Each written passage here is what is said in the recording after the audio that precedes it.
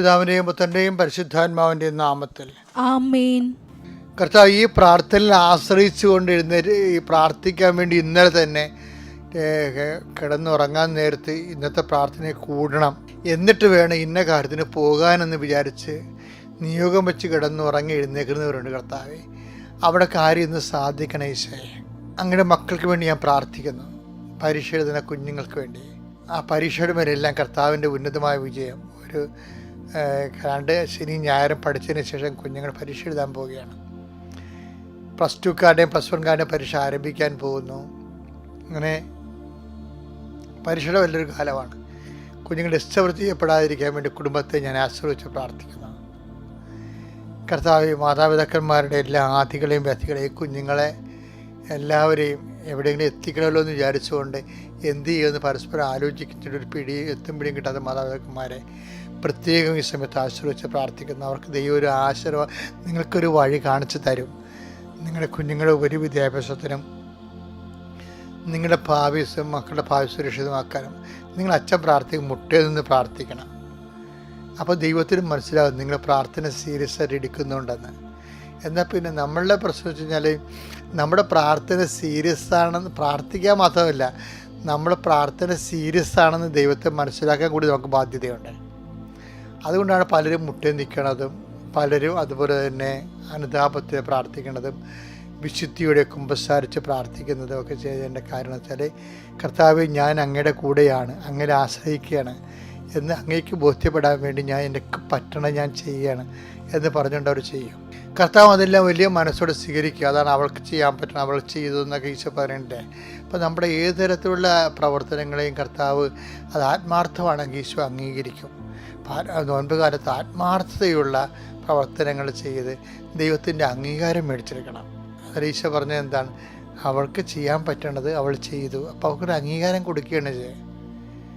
അതുകൊണ്ടാണ് അവൾ ആത്മാർത്ഥത ഉണ്ട്. അവൾക്ക് ഒരു വിഷമം തോന്നിയില്ലേ? ലാസ്റ്ററിൻ്റെ പെങ്ങളുടെ പരിപാടിയാണല്ലോ ഈ കാണിക്കണത്. അവരാണല്ലോ ഈ എണ്ണ പൂശി കർത്താവിന് സുഗന്ധം പൂശണത്. അവളാണല്ലോ ലൂദാസ് വഴക്കിടണത്. അപ്പം അതുകൊണ്ട് അവളാണ് എന്നിട്ടും അതൊന്നും മനിക്കാതെ നിർത്താതെ അതവൾ അവിടെ ജോലി ചെയ്തുകൊണ്ടിരിക്കും. അങ്ങനെ ഓരോരുത്തർ ഗുണവും ദോഷമൊക്കെ പറഞ്ഞുകൊണ്ടിരിക്കും. ഈശോ ഗുണം പറയുന്നുണ്ട്, യൂദാസ് ദോഷം പറയുന്നുണ്ട്. ബദനീനെ മറിയം തൈലം പൂശിക്കൊണ്ടിരിക്കുന്നുണ്ട്, തൈലം പൂശിക്കൊണ്ടിരിക്കും. അപ്പോൾ എനിക്ക് അതിൻ്റെ മറിയത്തിൻ്റെ നിലപാട് ഭയങ്കര ഇഷ്ടപ്പെട്ടായിരുന്നു.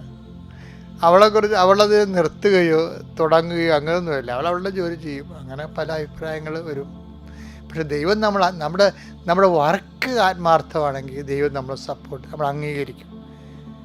അതാണ് അവൾക്ക് ചെയ്യാൻ പറ്റുന്ന അവൾ ചെയ്ത്, നിനക്ക് നെഞ്ചുവേദനയൊന്നും വേണ്ടെന്ന് പറഞ്ഞുകൊണ്ട് യുദാസിനെ പിന്തിരിപ്പിക്കും കർത്താവ്.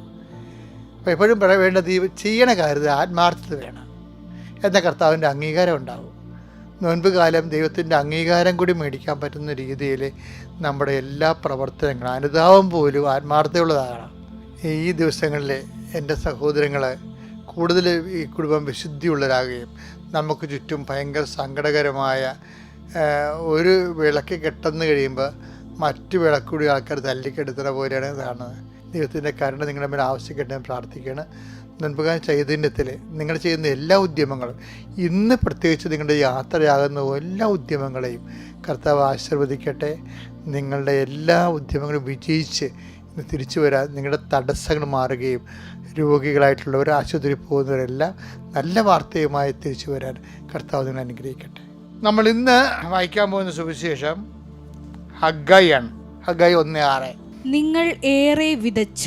നിങ്ങൾ ഏറെ വിതച്ചു കുറച്ചു മാത്രം കൊയ്തു. ഹഗ്ഗായി 1:6. നിങ്ങൾ ഏറെ വിതച്ചു കുറച്ചു മാത്രം കൊയ്തു. നിങ്ങൾ ഭക്ഷിക്കുന്നു ഒരിക്കലും തൃപ്തരാകുന്നില്ല. നിങ്ങൾ പാനം ചെയ്യുന്നു തൃപ്തി വരുന്നില്ല. നിങ്ങൾ വസ്ത്രം ധരിക്കുന്നു ആർക്കും കുളിരും മാറുന്നില്ല. കൂലി ലഭിക്കുന്നവന് അത് ലഭിക്കുന്നത് ഓട്ടസഞ്ചിയിൽ ഇടാൻ മാത്രം. അതായത് എന്ത് വിഷയം? അതായത് നമ്മുടെ അധ്വാനമില്ലേ വ്യർത്ഥമാകുന്നുണ്ട് പലപ്പോഴും. ഇതിൻ്റെ കാരണം വെച്ച് കഴിഞ്ഞാൽ, അതുകൊണ്ടാണ് ഞാൻ നേരത്തെ നിങ്ങളോട് പറഞ്ഞില്ലേ, എന്നെ കൂടാതെ നിങ്ങൾക്ക് ഒന്നും ചെയ്യാൻ സാധ്യമല്ല. അപ്പം നമ്മളെന്ത് ചെയ്യും? ഇപ്പം ഞാനാണെങ്കിൽ ഇപ്പോൾ ഒരു നോവൽ എഴുതി, അത് 2017 തൊട്ട് 2023 വരെ ഞാൻ 5 കൊല്ലത്തിലാണ് നോവൽ എഴുതിയത്. 1000 പേജാണ്. ഇപ്പം ഗ്രീൻ ബുക്സ് അത് പ്രസിദ്ധീകരിച്ചു. അത് നമ്മുടെ ഭോപ്പാൽ ദുരന്തത്തെ അടിസ്ഥാനപ്പെടുത്തിക്കൊണ്ട് ഇന്ത്യൻ ചെർണോബിൽ എന്ന് പറയുന്ന ആ പ്രമേയത്തിലെ പരിസ്ഥിതിക്കെതിരെ ഉണ്ടാകുന്ന ആദ്യത്തെ കോർപ്പറേറ്റ് ആക്രമണമാണ്. അതിനെ മുൻനിർത്തിക്കൊണ്ടുള്ള പരിസ്ഥിതി പ്രതിരോധത്തിൻ്റെ ഭാഗമായിട്ടാണ് ഈ നോവൽ വരണത്. എത്രയോ കഥാപാത്രം ഇന്ത്യ മുഴുവൻ സഞ്ചരിച്ച് ഉള്ള എൻ്റെ അനുഭവ ജ്ഞാനത്തിൻ്റെ വെളിച്ചത്തിലും കാട്ടിലും കടലിലുമൊക്കെ പോയി. പക്ഷേ ഇത് എഴുതാൻ തുടങ്ങുമ്പോൾ പെട്ടെന്ന് ഈ സാധനം സ്റ്റക്കാവും. കാര്യം ഇത് പെട്ടെന്ന് ഇങ്ങനെ ഭാവന എഴുതണമല്ല, ഇതിനകത്ത് ഇത് ഭയങ്കരമായ ഒരു ബേസ്മെൻറ്റ് വേണ്ട എല്ലാത്തിനും. കാര്യം നടന്ന സംഭവമല്ലേ. പക്ഷേ ഞാൻ പുസ്തകം എഴുതുമ്പോഴൊക്കെ ഇപ്പോൾ കുറേ പുസ്തകം എഴുതി, 10-18 പുസ്തകം എഴുതിയിട്ടുണ്ട്. അപ്പോൾ സാംസ്കാരികമുണ്ട്. എനിക്ക് കേരള സാഹിത്യ അക്കാദമി അവാർഡ് തന്നിട്ടുള്ളതാണ്.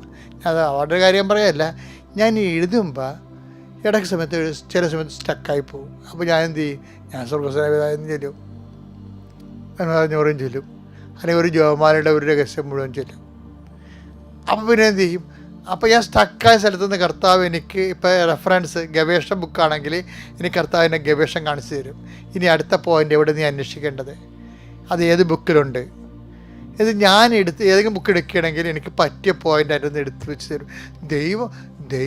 ദൈവം ഭയങ്കര സംഭവമാണ് കേട്ടോ. വെച്ചാൽ നമ്മൾ ദൈവത്തിൻ്റെ കൂടെ ജീവിക്കണം ചേട്ടല്ല, പാട്ടിപ്പൊളിയാണ്. എന്ന് വെച്ച് കഴിഞ്ഞാൽ നമ്മൾ ചെയ്യുന്ന എല്ലാ കാര്യവും ദൈവത്തിന് ഇഷ്ടമായിരിക്കും.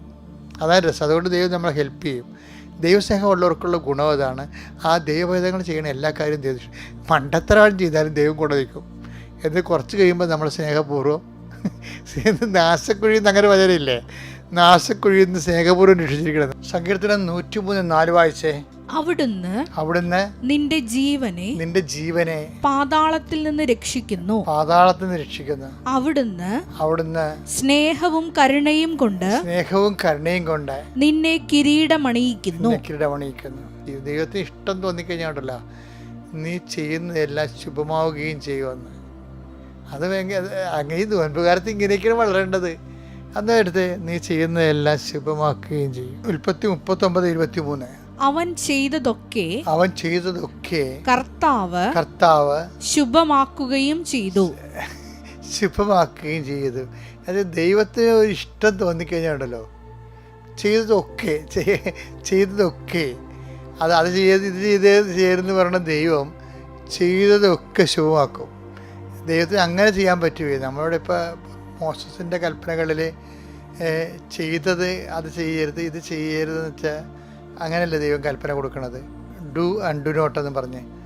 പക്ഷേ ദൈവസ്നേഹം നിറഞ്ഞു കഴിഞ്ഞാൽ 2 കാര്യങ്ങൾ സംഭവിക്കും. ഒന്ന്, നമുക്ക് മോശമായ കാര്യങ്ങൾ ചെയ്യാൻ പറ്റത്തില്ല, ദൈവം അത് കൺട്രോൾ ചെയ്യുകയും. മറ്റ് ചെയ്യണതെല്ലാം ദൈവം ചെയ്യാൻ പറ്റും, പക്ഷേ ശുഭമാക്കുക എന്നുള്ള വേറെ വിഷയമാണ്. ഇപ്പോൾ പൗലോസ് പറയണില്ലേ, എല്ലാം എല്ലാവർക്കും പ്രയോജനമല്ല. പ്രഭാഷണം 37:28. എല്ലാവർക്കും എല്ലാം നന്നല്ല, എല്ലാവർക്കും എല്ലാം നല്ലതല്ല, എല്ലാവരും എല്ലാം ആസ്വദിക്കുന്നുമില്ല. വിഷയത്തിൻ്റെ അവസ്ഥ ഇതാണ്. അപ്പോൾ അതുകൊണ്ടാണ് ശുഭമാക്കുക എന്ന് വേണ്ടി വരണത്. എല്ലാവർക്കും നല്ലതല്ല, എല്ലാവരും എല്ലാം ആസ്വദിക്കണമില്ല. പിന്നെ എന്ത് ചെയ്യണം? പിന്നെ അതുകൊണ്ടാണ് ഇതിൻ്റെ അകത്ത് ഈ ഭംഗിപ്പെടുത്തൽ വരേണ്ടത്. എന്താണ്? അവൻ ചെയ്തതെല്ലാം അവിടുന്ന് ശുഭമാക്കുകയും ചെയ്തു. അപ്പം നമ്മുടെ പ്രവൃത്തികളുടെ മേൽ ദൈവത്തിൻ്റെ ഒരു ഭംഗിപ്പെടുത്തൽ വേണം. അപ്പോഴെന്ത് പറ്റും? അത് എല്ലാം നല്ലതാണ്, പക്ഷെ എല്ലാം പ്രയോജനകരമല്ല. അങ്ങനെ വാക്കുണ്ട്. 1 കേട്ടാ വായിച്ചേ. എല്ലാം എനിക്ക് നിയമാനുസൃതമാണ്, എന്നാൽ എല്ലാം പ്രയോജനകരമല്ല. എല്ലാം എനിക്ക് നിയമാനുസൃതമാണ്. ഈ പ്രയോജനകരമാക്കി തീർക്കുന്നത് എന്താണ്? അതാണ് ശുഭമാക്കുകയും ചെയ്തു. ശുഭമാക്കുക ദൈവത്തിൻ്റെ ഭാഗത്ത് നിന്ന്, ദൈവത്തിൻ്റെ സ്പേസാണത്. ഇപ്പം ആൾക്കാർക്ക് പറയുന്നത് എന്തറിയാവോ? അവർക്ക് ചെയ്യാവുന്ന കാര്യങ്ങൾ ഒരിക്കലും ദൈവത്തോട് ഡിസ്കസ് ചെയ്യത്തില്ല. ഓടെ പോകണം, ഞാൻ പോകണ്ട, ഞാനല്ലേ പോണം, ദൈവമല്ലല്ല. അങ്ങനെ മുഷ്കന്മാരും തണ്ടരോഗികളൊക്കെ ഉണ്ടാവും. കർത്താവേ, ഇതൊക്കെ ഉണ്ടെങ്കിലും നീയാണ് അവസാനം എനിക്ക് പറയാനുള്ള ആൾ എന്ന് പറയുമ്പോൾ ദൈവത്തിൻ്റെ അതാണ് ദൈവം എല്ലാം മോസസിൻ്റെ എല്ലാം ശുഭമാക്കുകയും ചെയ്യും. അങ്ങനെയാണ് ഒരു ദിവസം ശുഭമാകണത്, അങ്ങനെയാണ് ജീവിതം ശുഭമാകണത്. പരമദിവ്യകാരുണ്യത്തിന് വ്യത്യസ്തമായ നാടുകളിലും വീടുകളിലും ഇരുന്ന് ഈ ആരാധനയിൽ പങ്കെടുക്കുന്നവർക്ക് വേണ്ടി പ്രാർത്ഥിക്കാൻ. കർത്താവായ ദൈവമേ, ഞങ്ങളെപ്പോലെ ഈ ശുശ്രൂഷ ഇപ്പോൾ മുതൽ പങ്കെടുക്കുന്ന എല്ലാ മക്കളെയും അങ്ങയുടെ തിരുസന്നിധിയിൽ സമർപ്പിക്കുന്ന അമ്മേ പരിശുദ്ധമേ, ഞങ്ങളുടെയും അവരും ആരാധിക്കുന്ന പോലെ ഈശോയ്ക്ക് വലിയ സാക്ഷികളാകാൻ ഞങ്ങളെ ശക്തീകരിക്കണമേ. സ്തുതിക്കട്ടെ. ഹല്ലേലൂയ, ഹല്ലേലൂയ. കരങ്ങൾ ഉയർത്തിക്കൊണ്ട് സ്തുതിക്കട്ടെ. അമ്മേ പരിശുദ്ധ ദൈവമാതാവേ, വ്യത്യസ്തമായ ഭൂഖണ്ഡങ്ങളിൽ ഇരുന്നുകൊണ്ട് ഇപ്പോൾ ഈ ആരാധനയിൽ പങ്കെടുക്കുന്ന മക്കള്, കൃപാസനം ആരാധനയിൽ പങ്കെടുത്ത് ജീവിത നിയോഗങ്ങള് ടൈപ്പ് ചെയ്തുകൊണ്ടിരിക്കുന്നവര്, സമർപ്പിച്ചുകൊണ്ടിരിക്കുന്നവര്, കണ്ണുനീരോടെ പ്രാർത്ഥിക്കുന്നവര് എല്ലാവരെയും സമർപ്പിക്കുന്നു. കർത്താവേ, ആരാധന അഭിഷേക ശക്തിയാൽ സൗഖ്യവും സാന്ത്വനവും ജീവിത വിടുതലും നൽകണമേ, അഭിഷേകം ചെയ്യണമേ. അമ്മേ പരിശുദ്ധ ദൈവമാതാവേ, ഞങ്ങൾക്കായി മാധ്യസ്ഥം വഹിക്കണമേ. ഹല്ലേലൂയ. കരങ്ങളടിച്ചു. എന്നെന്നും പ്രാർത്ഥിക്കണേ.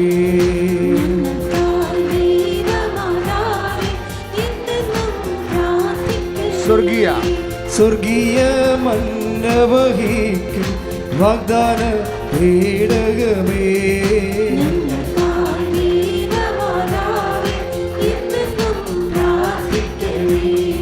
സ്വർഗീയ മന്നവഹിക്കും വാഗ്ദാന പേടകമേ,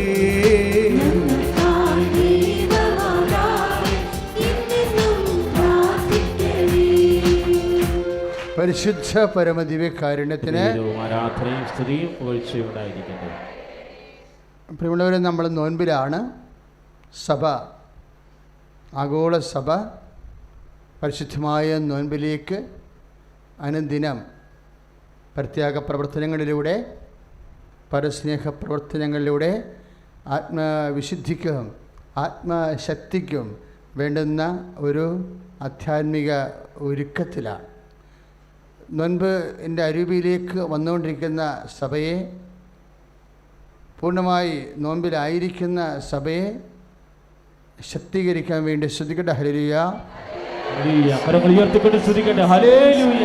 കർത്താവേ, ലോകസഭയെ സമർപ്പിച്ച് പ്രാർത്ഥിക്കുന്നു. ആഗോള കത്തോലിക്ക സഭയെ സമർപ്പിക്കുന്നു. കർത്താവേ, മാതാവേ സമർപ്പിക്കുന്നു. കർദിനാളന്മാരെ സമർപ്പിക്കുന്നു. പുത്രാന്മാരെ, വൈദികരെ സമർപ്പിക്കുന്നു. വാഗ്ദാന പേടകമേ,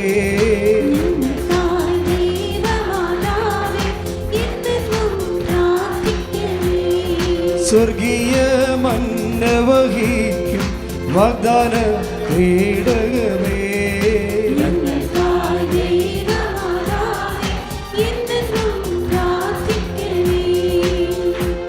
പരിശുദ്ധ പരമദിവ്യകാരുണ്യത്തിന് ആരാധനയും സ്തുതിയും പുകഴ്ചയും ഉണ്ടായിരിക്കട്ടെ. ഇവിടെ ശുശ്രൂഷയിലേക്ക് നമ്മൾ പ്രവേശിക്കുന്ന മുമ്പ് നമ്മൾ മാതാവിൻ്റെ മധ്യസ്ഥത്തിൽ പ്രാർത്ഥിച്ചുകൊണ്ടിരിക്കുകയാണ്. ഇപ്പോൾ നമ്മൾ പ്രാർത്ഥിക്കാൻ പോകുന്നത് കൊറോണ വൈറസ് വീണ്ടും സജീവമാകുന്നത് പോലെയുള്ള വാർത്തകളാണ് വന്നുകൊണ്ടിരിക്കുന്നത്. 3000-ഓളം പേരാണ് നമ്മുടെ അയൽ രാജ്യത്ത് മരിച്ചത്. അവർ തന്നെ അമേരിക്കയിലും ഇന്ന് ആൾക്കാർ മരിച്ചു എന്ന് കേട്ടു. അപ്പോഴേ ഇതൊന്നും അത്ര നിസ്സാരമല്ല വിഷയം. മനുഷ്യൻ്റെ കയ്യിൽ ഈ നിമിഷം വരെ മരുന്നില്ല. മരുന്ന് കണ്ടുപിടിച്ചേ പറ്റൂ. അപ്പോൾ ശാസ്ത്രജ്ഞന്മാർക്ക് അതിനാവശ്യമായ ഉൾക്കാഴ്ചകൾ ലഭിക്കണം. വൈദ്യമേഖലയിൽ പ്രവർത്തിച്ചുകൊണ്ടിരിക്കുന്നവരെ, യഥാർത്ഥ ആൾക്കാരെ, അവർക്ക് ദൈവത്തിൻ്റെ കൃപ, പരിശുദ്ധ അമ്മയുടെ പ്രത്യേക മാധ്യസ്ഥം ലഭിക്കണം. ഒരാഴ്ചക്കുള്ളിൽ മരുന്ന് കണ്ടുപിടിച്ചിരിക്കണം. അതിനുവേണ്ടി പണ്ട് നമുക്ക് അമേരിക്കയെന്നോ അയൽ രാജ്യമെന്നൊക്കെ പറയാൻ പറ്റുന്ന ഒരു കാലമായിരുന്നു. ഇന്ന് അങ്ങനെ ഒന്നുമില്ല. എല്ലാം ഒറ്റ രാജ്യമാണ്. ചൈനയും ഇന്ത്യയും പാകിസ്ഥാനും എല്ലാം ഒറ്റ രാജ്യമാണ്. അതായത് എവിടെയെങ്കിലും എന്തെങ്കിലും സംഭവിച്ചാൽ എല്ലാവരെയും അത് ഒരുപോലെ ബാധിക്കും. അതുപോലെ തന്നെയാണ് എവിടെയെങ്കിലും എന്തെങ്കിലും അഭിവൃദ്ധി ഉണ്ടായാൽ എല്ലാവർക്കും ആ അഭിവൃദ്ധിയുടെ പങ്ക് കിട്ടും. അപ്പോൾ എല്ലാ രാജ്യങ്ങളിലും ദൈവത്തിൻ്റെ കൃപയും മനുഷ്യന്മാർ സമാധാനത്തോടെയും അതുപോലെ തന്നെ സന്തോഷത്തോടെയും രോഗമില്ലാതെയും അതിനുള്ള ഏതെല്ലാം മേഖലകളിലാണ് വൈദ്യശാസ്ത്രം ഇന്ന് പൊരുതുന്നത്, ആ മേഖലകളിലെല്ലാം ദൈവത്തിൻ്റെ കൃപ ലഭിക്കാൻ വേണ്ടി സ്തുതിക്കട്ടെ. ഹല്ലേലൂയ, ഹല്ലേലൂയ. കരങ്ങൾ ഉയർത്തിക്കൊണ്ട് സ്തുതിക്കട്ടെ. കർത്താവായ ദൈവമേ, കൊറോണ വൈറസ് രോഗം ബാധിച്ചിട്ടുള്ളവരെ കർത്താവേ, അതുമൂലം വിഷമസന്ധിയിൽ മരണം കാത്ത് കഴിയുന്നവരെ സമർപ്പിക്കുന്നു. വ്യത്യസ്ത രാജ്യങ്ങളിൽ പടർന്നു പിടിക്കപ്പെട്ട് രോഗത്തിന് ഭീഷണി നേരിടപ്പെടുന്നവരെ സമർപ്പിച്ച് പ്രാർത്ഥിക്കുന്നു. കർത്താവെ, എത്രയും വേഗം ഒരാഴ്ചക്കുള്ളിൽ മരുന്ന് കണ്ടുപിടിക്കാൻ കർത്താവെ ശാസ്ത്രജ്ഞന്മാർക്ക് ദിശാബോധം നൽകണമേ. കർത്താവെ, ഡോക്ടേഴ്സിന് ഉൾക്കാഴ്ചകൾ നൽകണമേ. കരങ്ങൾ ഉയർത്തി കരഞ്ഞ് പ്രാർത്ഥിക്കട്ടെ, അതിശക്തമായി സ്തുതിക്കട്ടെ. കർത്താവിന്റെ ഇടപെടലുണ്ടാകട്ടെ, അമ്മയുടെ മാതൃശക്തി ലഭിക്കട്ടെ. അമ്മേ, പരിശുദ്ധ ദൈവമാതാവേ, മഹാദുരന്തത്തെ മുൻകൂട്ടി അറിയിച്ചമ്മേ മധ്യസ്ഥയായിരിക്കണമേ. ഹല്ലേലൂയ. ദൈവമാതാവേ, എന്നെന്നും പ്രാർത്ഥിക്കണേ ഞങ്ങൾക്കായി.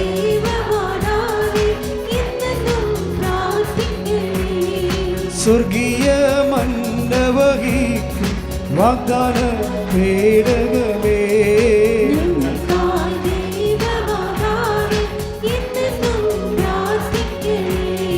രോഗപീഠകളിലെന്നും ആശ്വാസ താരകമേ,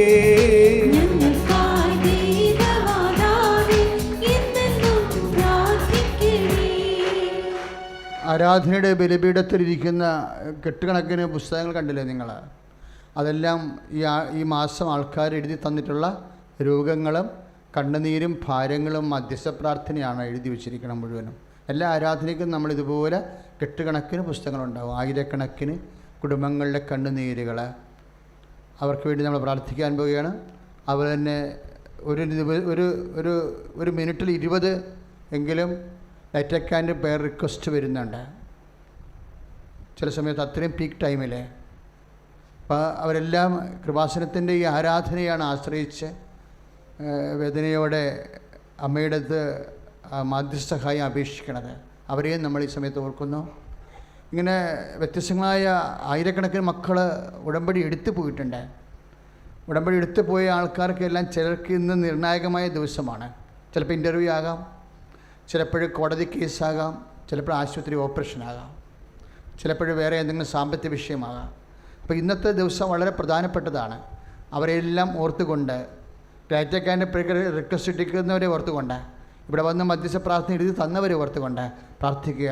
അമ്മേ പരിശുദ്ധമ്മേ, അമ്മയുടെ അൾത്താരയിലെ കണ്ണീരിൻ്റെ കാലത്ത് അഭയം പ്രാപിച്ചിരിക്കുന്ന എല്ലാവരുടെ മേലും, പ്രത്യേകിച്ച് പരീക്ഷയ്ക്കായി ഒരുങ്ങുന്ന ഞങ്ങളുടെ മക്കളുടെ മേലും ദൈവത്തിൻ്റെ വലിയ കാരുണ്യം ചെയ്യണമേ. അമ്മേ, ഞങ്ങൾക്ക് വേണ്ടി ഈ നിമിഷം ഈശോയോട് മാധ്യസ്ഥം വഹിക്കണമേ. ശ്രുതികട ഹല്ലേലൂയ. കരങ്ങൾ ഉയർത്തിക്കൊണ്ട് സ്തുതിക്കട്ടെ. കർത്താവേ, കൃപാസനം ഫോൺ മിനിസ്ട്രിയിലേക്ക് വിളിച്ച് പ്രാർത്ഥനാ നിയോഗങ്ങൾ അർപ്പിച്ചിട്ടുള്ളവരെ, യഥാരയിൽ സമർപ്പിച്ച നിയോഗങ്ങൾ, കർത്താവേ, ബോർഡ് എക്സാമിനേഷന്, +2 എക്സാമിനേഷന് ഒരുങ്ങിക്കൊണ്ടിരിക്കുന്ന മക്കളുടെ ബുദ്ധിയെ പ്രകാശിപ്പിക്കണമേ. ആത്മാവിന്റെ അഭിഷേകം നൽകണമേ. പരിശുദ്ധമേ, മധ്യസ്ഥയായിരിക്കണമേ. ദൈവമാതാവേ, എന്നെന്നും പ്രാർത്ഥിക്കണേ.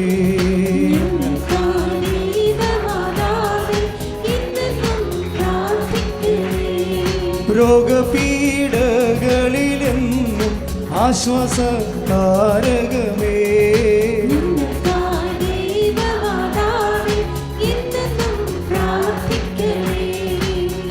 പരിശുദ്ധ പരമദിവ്യ കാരുണ്യത്തിന്. പ്രിയപ്പെട്ടവരെ, നോൻപിൻ്റെ ഒരു ഏറ്റവും വലിയ ദൈവിക ലക്ഷ്യം എന്താണ്? ആത്മാവിലെ ശക്തിപ്പെടുക എന്നുള്ളതാണ്.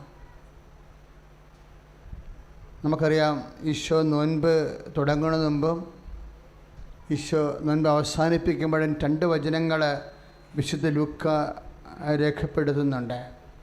ഈശോ നോൻപ് തുടങ്ങാൻ വേണ്ടി മരുഭൂമിയിലേക്ക് പോകുമ്പോൾ നോൻപ് ആരംഭിക്കുന്ന ഈശോനെക്കുറിച്ച് വിശുദ്ധ സുവിശേഷകനിലൂടെ പരിശുദ്ധാത്മാവ് പറയുന്നത്, അവൻ ആത്മാവിനാൽ നയിക്കപ്പെട്ട് ആത്മാവിൻ്റെ നിറവോടുകൂടി മരുഭൂമിയിലേക്ക് പോയെന്നുവെന്നാണ് നോൻപ് ആരംഭിക്കാൻ. അപ്പം നോൻപ് ഒരു ആത്മാവിൻ്റെ പ്രവർത്തനമാണ്.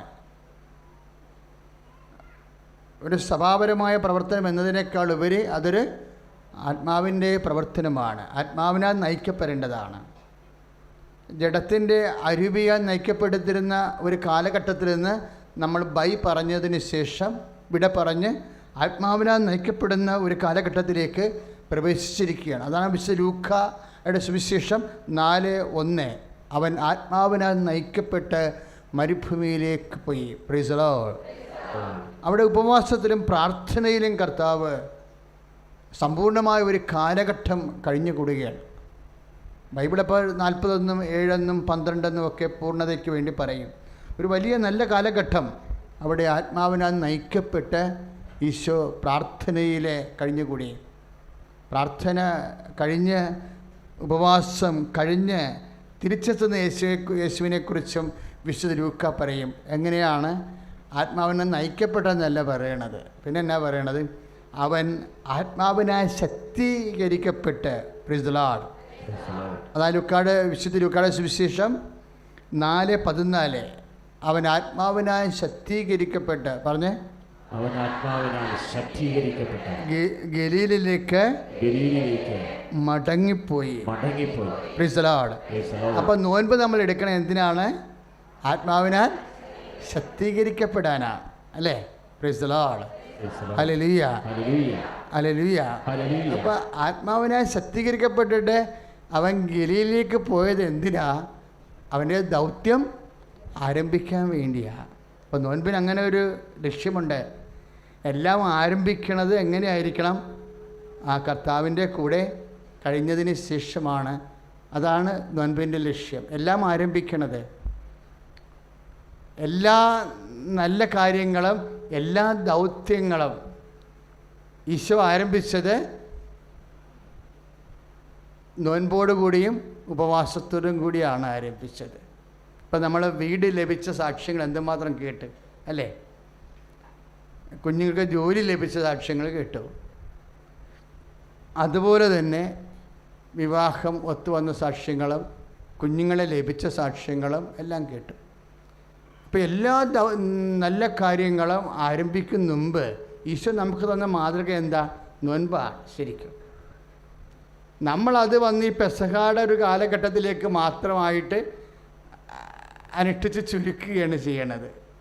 കർത്താവിൻ്റെ പീഡാനുഭവത്തിൻ്റെ ഭാഗമായിട്ട് പാപത്തെ ടാർഗറ്റ് ചെയ്തുകൊണ്ടുള്ള ഒരു നോൻപാണ് അറിയാതെ ആണെങ്കിലും സാധാരണ ജനങ്ങളെ ആചരിച്ച് പോണത്. ശരിക്കും അതിൻ്റെ പേരിൽ പാപത്തിന് അത് നല്ല കാര്യമാണ്. കാര്യം ഈശോ പീഡകൾ ഏറ്റത് നമ്മുടെ പാപത്തിന് പരിഹാരമാകുമ്പോൾ ആ പരിഹാരത്തോട് ഐക്യദാർഢ്യം പുലർത്തുന്ന രീതിയിലാണ് പാപപരിഹാരത്തിന് ചെയ്ത കർത്താവിൻ്റെ പരിഹാരക്രിയകളോടും കുരിശുമരണത്തോടും ഒക്കെ ഐക്യദാർഢ്യം പുലർത്തുന്ന രീതിയിലാണ് നമ്മുടെ നോൻപിനെ നമ്മളിപ്പോഴും ക്രമീകരിച്ചിരിക്കുന്നത്. പക്ഷേ ഈശോ നോൻപിനെ ക്രമീകരിച്ചത് ആത്മശക്തീകരണമെന്ന ആത്യന്തികമായ ലക്ഷ്യത്തിലാണ്, ആത്മാവിൽ ശക്തീകരിക്കാൻ വേണ്ടി. എല്ലാ വലിയ കാര്യങ്ങൾക്കും നമുക്ക് ദൈവത്തിൻ്റെ ശക്തി വേണം. ഇപ്പോൾ നീ വീട് വെക്കാൻ പോവുകയാണെന്ന് വിചാരിച്ചോ, വീട് വെക്കാൻ പോവുകയാണ്, അല്ലെങ്കിൽ ഒരു കുഞ്ഞിന് ജന്മം കൊടുക്കാൻ പോവുകയാണെന്ന് വിചാരിച്ചോ. അപ്പം നമ്മളത് ആദ്യം ഭാര്യയും ഭർത്താവും ഉപവസിച്ച് നോൻപെടുത്ത് പ്രാർത്ഥിച്ച് കർത്താവിൻ്റെ ഹന്ന എന്തിനാണ് സാമുവേൽ എന്ന് പേരിട്ടത്? അതിൻ്റെ ന്യായീകരണം അവൾ പറയുന്നുണ്ട് ഹേലിയോട്. കാരണം എന്താണ്? ഇവനെ ഞാൻ ദൈവത്തോട് ചോദിച്ച് വാങ്ങിയതാണ്. Praise the Lord. അപ്പോൾ ദൈവത്തോട് ചോദിച്ച് വാങ്ങിക്കേണ്ട കാര്യമാണ് കുഞ്ഞുങ്ങളെന്നുള്ള സൂചനയാണ് ഉള്ളത്. അപ്പോൾ തന്നെ അതെങ്ങനെ ചോദിക്കണത്? അത് നോൻപോട് കൂടിയും ഉപവാസത്തോടു കൂടിയാണ്. എന്നാൽ പിന്നെ നമുക്ക് റിസ്ക് ഇല്ല. ഇപ്പോൾ കുഞ്ഞുങ്ങളെക്കുറിച്ചൊക്കെ നമുക്ക് എന്നാ, ഇപ്പോൾ ദേവനന്ദയെ കാണാതെ പോയിട്ടിൻ്റെ ദുഃഖം ഇന്നും കേരളം ഇപ്പോഴും വിഷമത്തിലാണ്. ഇനി എത്ര ദേവദന്താമാരെ ഇങ്ങനെ അപ്രത്യക്ഷമാകാൻ പോകുന്നു. പോലീസ് വരെ വിഷമിക്കുകയാണ് ശരിക്കും. നമുക്ക് ആരെയും ഒന്നും അങ്ങോട്ടും ഇങ്ങോട്ടും പഴി പറയാൻ പറ്റത്തില്ല. മിസ്സ് ചെയ്താൽ മിസ്സാണ് ഇവിടെ. അതിവിടെ മാത്രമല്ല, ഇവിടെ ഇത്രയും വിജിലൻ്റ് ആയതുകൊണ്ട് ഇതൊക്കെ നമ്മൾ പൊതുജനം അന്വേഷിക്കുന്നുണ്ട്, മീഡിയ അന്വേഷിക്കുന്നുണ്ട്, പോലീസ് അന്വേഷിക്കുന്നുണ്ട്. ഇതൊന്നുമില്ലാത്ത രാജ്യങ്ങളിലും ഇതുപോലെ ഒത്തിരിയേറെ മിസ്സിങ് ആണ്. ചിലത് മനുഷ്യൻ ഇങ്ങനെ കണ്ണിൽ എണ്ണയൊഴിച്ചിരുന്നാലും അബദ്ധങ്ങൾ ചില സമയത്ത്, ഇതുപോലെയുള്ള അക്രമങ്ങൾ ചില സമയത്ത് സംഭവിക്കും. പക്ഷേ ദൈവത്തോട് നമ്മൾ ചോദിച്ച് വാങ്ങിച്ചാൽ നമുക്ക് റിസ്ക് ഇല്ല. എന്താ കാര്യം? നമ്മൾ തുണി അലക്കാൻ പോയാലും ഇസ്തിരി ഇടാൻ പോയാലും നോക്കാൻ ആളുണ്ടാവും. നമുക്ക് പറയാം, ദൈവമേ ഉപവസിച്ച് നോൻപെടുത്താണ് ഈ കുഞ്ഞിനെ നിന്നിടയ്ക്ക് നിന്ന് വാങ്ങിച്ചത്. അപ്പം നമുക്ക് അതിന് പിന്നെ നമുക്ക് ഡൗട്ടല്ല, നമുക്ക് അതിന് റിസ്ക്കില്ല ശരിക്കും. കാര്യം ദൈവത്തിൻ്റെ ദാനമായിട്ട് നമ്മൾ ചോദിച്ച് വാങ്ങിച്ചതാണ്. ഇതിങ്ങനെ എല്ലാ മേഖലകളും ഇത് തന്നെ. പ്രൊട്ടക്ഷൻ്റെ മാർഗം അതാണ്. കഴിഞ്ഞ ദിവസങ്ങളിൽ ഇപ്പോഴ് നമ്മുടെ വർഗീസ് സാറ് കൗൺസിലറിൻ്റെ വൈഫിനോട് ഒരു കൊച്ചു വന്ന് ചോദിച്ചതാണ്, 5 വയസ്സുകാരൻ, അമ്മയെ തട്ടിക്കൊണ്ട് പോകാതിരിക്കാനുള്ള വല്ല വചനവും ഉണ്ടാകുന്നു. കുഞ്ഞുങ്ങളെ 5 വയസ്സ്. ഞാൻ എടുത്തെടുത്ത് ചോദിച്ചു. കാര്യം ധ്യാന പട്ടക്കാരൊക്കെ കൊച്ചു തമാശയൊക്കെ പറയുമല്ല. അപ്പോൾ എനിക്ക് ആ പരിപാടി ഇല്ലാത്ത കാരണം ഞാനത് ചോദിച്ച്, അവന് എത്ര വയസ്സുണ്ടോ? അവന് ഈ വായിക്കൊള്ളാത്ത ചോദ്യം ചോദിച്ചില്ലേ, അവന് എത്ര വയസ്സുണ്ട്? 10 വയസ്സുണ്ട് നമുക്ക് തള്ളിക്കളയാം. അപ്പോൾ അവന് 5 വയസ്സേ ഉള്ളൂ. അപ്പോൾ അവന് ചോദിച്ച് അമ്മയെ ഈ വചനം കൊണ്ടൊക്കെ ഇരിക്കണ കണ്ടപ്പോഴേ കൊച്ചിന് മനസ്സിലായി ഇപ്പോഴത്തെ പ്രശ്നം മുഴുവൻ എന്താണ്, തട്ടിക്കൊണ്ട് പോണതാണ്. അപ്പോൾ അതിന് രക്ഷപ്പെടാൻ എന്താ മാർഗം? പരിശുദ്ധ ദൈവമേ ഉള്ളൂ. അതുകൊണ്ട് അമ്മയോട് ചോദിക്കുക. അമ്മയുടെ കയ്യിലാണ് വചനം ഇരിക്കണത്. ആ വചനം ചോദിച്ച് വറീസാറിപ്പോൾ സാക്ഷ്യം കൊണ്ട് വന്നപ്പോഴേ എന്നോട് പറഞ്ഞ കാര്യമാണിത്. അപ്പോൾ തട്ടിക്കൊണ്ട് പോകാതിരിക്കാൻ, കുഞ്ഞുങ്ങളെ തട്ടിക്കൊണ്ട് പോകാതിരിക്കാനുള്ള വല്ല വചനവും ഉണ്ടോ എന്ന് എനിക്ക് തോന്നിയത്. വചനത്തെക്കാൾ ഉപരി ആദ്യമേ നമ്മൾ കർത്താവിനെ എടുക്കുന്ന വാങ്ങിക്കുന്നതാണ് നല്ലത്. എപ്പോഴും ഒരു പ്രശ്നവും ഇല്ല. എല്ലാം അങ്ങനെയാണ്. ജോലി ആയാലും, ജോലി പോയെന്ന് പറഞ്ഞാലും നീ ഒരു ഉപവസിച്ച് ആ ജോലിക്ക് ഇൻ്റർവ്യൂവിന് മുമ്പ് നീ ഒന്ന് ഉപവസിച്ച് ഒരുങ്ങി പ്രാർത്ഥിച്ച് ആണത് വാങ്ങിക്കണമെന്നുണ്ടെങ്കിൽ നമുക്ക് ആ ജോലി പോയാലും നമുക്ക് സിമ്പിളാണ്. എന്താ കാര്യം? കർത്താവിലേക്ക് തന്നതാണ്. അതുകൊണ്ട് അത് പോയാലും കർത്താവ് തന്നെ തരും. അതാണ് എൻ്റെ ഗ്യാരണ്ടി എന്ന് പറയണത്. മനുഷ്യന്മാർക്ക് എന്ത് ഗ്യാരണ്ടി ചെയ്യാൻ പറ്റും നമുക്കറിയാമല്ലേ. ഞാൻ ശരിക്കും കഴിഞ്ഞ ദിവസങ്ങളിലൊക്കെ പ്രെയർ ചെയ്യുമായിരുന്നു. എന്താ കാര്യം? ട്രംപ് ഇവിടെ സന്ദർശിച്ചില്ലേ? എന്തെങ്കിലും ഇടക്കേടുകൾ വന്നു കഴിഞ്ഞാൽ പിന്നെ പറഞ്ഞിട്ട് കാര്യമില്ല. നമ്മുടെ രാജ്യത്തിൻ്റെ മഹത്വമാണ് നഷ്ടപ്പെടാൻ പോണത് ലോകത്തിന് മുമ്പിൽ. അപ്പം അതുപോലെ തന്നെ എങ്കിലും കണ്ണിൽ എണ്ണ ഒഴിച്ചിരുന്നു കഴിഞ്ഞാലും ഇന്നത്തെ കാലത്ത് എന്തെങ്കിലുമൊക്കെ സംഭവിക്കും.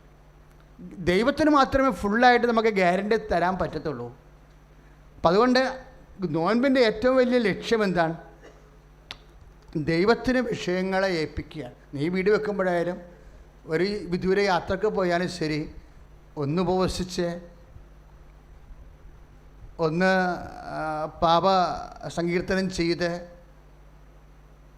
വിശുദ്ധീകരിച്ച്, അപ്പം ദൈവത്തിന് മനസ്സിലാകും നമ്മൾ വിഷയം സീരിയസ് ആയി എടുക്കുന്നുണ്ടെന്ന്. ദൈവത്തിന് വിഷയം നമ്മൾ സീരിയസ് ആയിട്ട് എടുക്കുന്നുണ്ടെന്ന് തോന്നിയാൽ, നമ്മൾ സിൻസിയറാണെന്ന് തോന്നിക്കഴിഞ്ഞാൽ എന്താണ് സംഭവിക്കുന്നത്? അച്ഛൻ എപ്പോഴും പറയും, ദൈവം if we R sincere God will be serious. അതാണ് ഞാൻ എൻ്റെ ജീവിതത്തിൽ നിന്ന് പഠിച്ചത് ഒരു കാര്യം. If we R serious God will be sincere.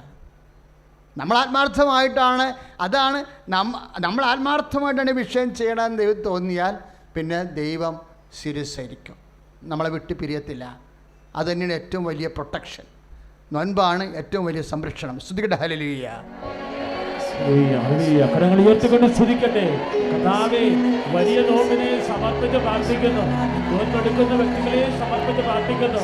കർത്താവായ ദൈവമേ, ഈ നോമ്പിൽ വലിയ അത്ഭുതങ്ങളും വലിയ സൗഖ്യങ്ങളും കർത്താവേ, വലിയ മാനസാന്തരങ്ങൾ നൽകണമേ. ഈശോയെ, കുടുംബങ്ങൾ വിശുദ്ധീകരിക്കപ്പെടണം.